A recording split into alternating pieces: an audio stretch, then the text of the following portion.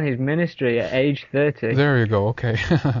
right? Yeah. So you can't get away from this. It's all over these people. Do you Yeah. know what I mean? Yeah. And so symbolically, 30 years old, William's birthday, symbolically can be seen as an XXX in Roman numerology. That's right. Yeah.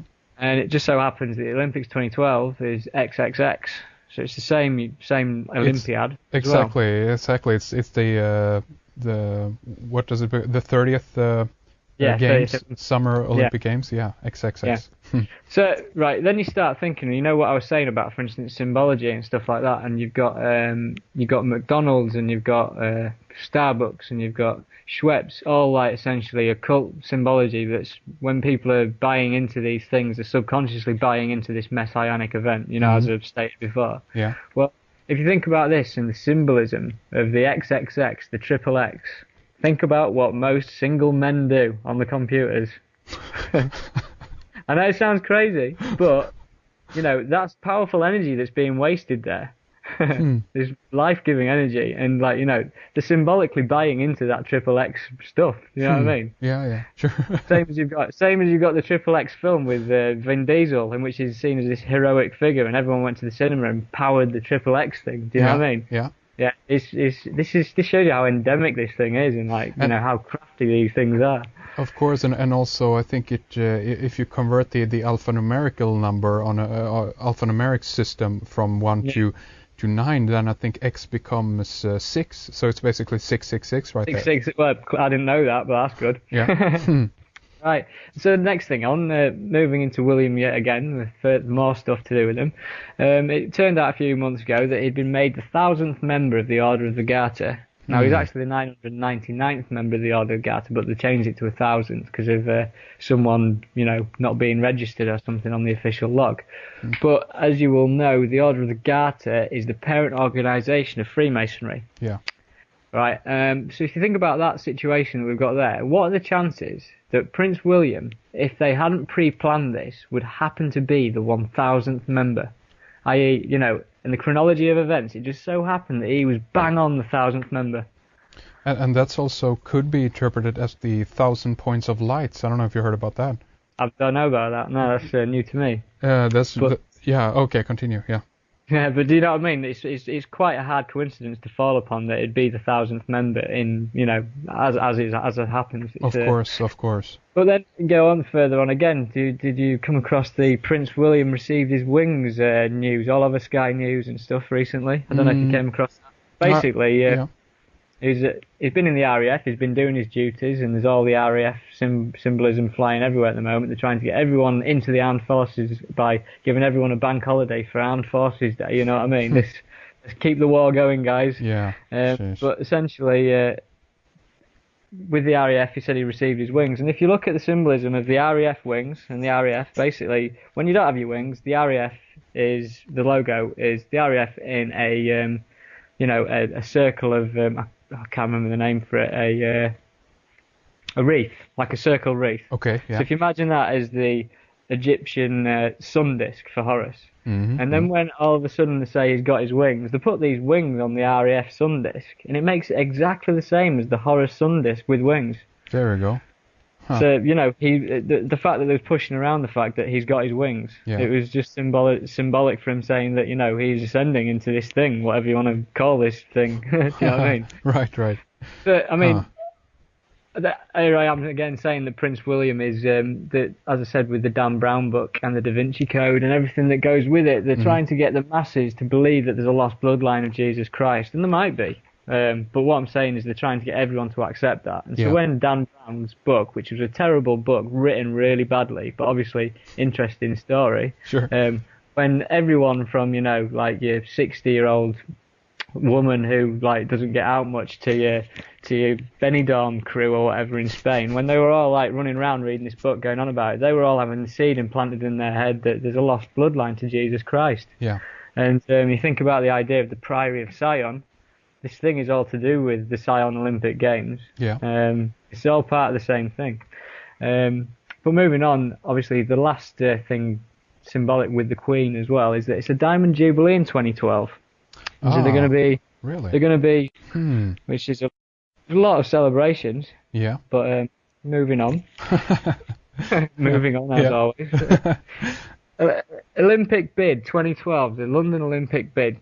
We received it, and we received confirmation on July the 6th, 2005. The International Olympic Committee has the honor of announcing that the Games of the 30th Olympiad in 2012 are awarded to the city of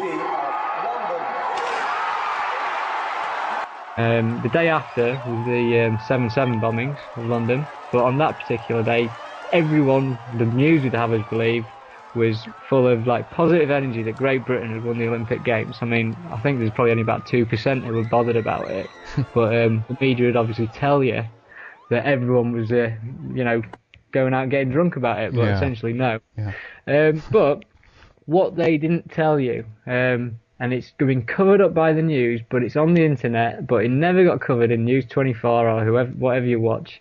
Basically, on the same day that London bid was won for the Olympic Games, right, there was a huge, well, I don't know what you want to call it, massacre on the island of Haiti, in which 24 people confirmed dead after more than 300 heavily armed UN troops carried out a major pre-dawn military raid in Cité Soleil.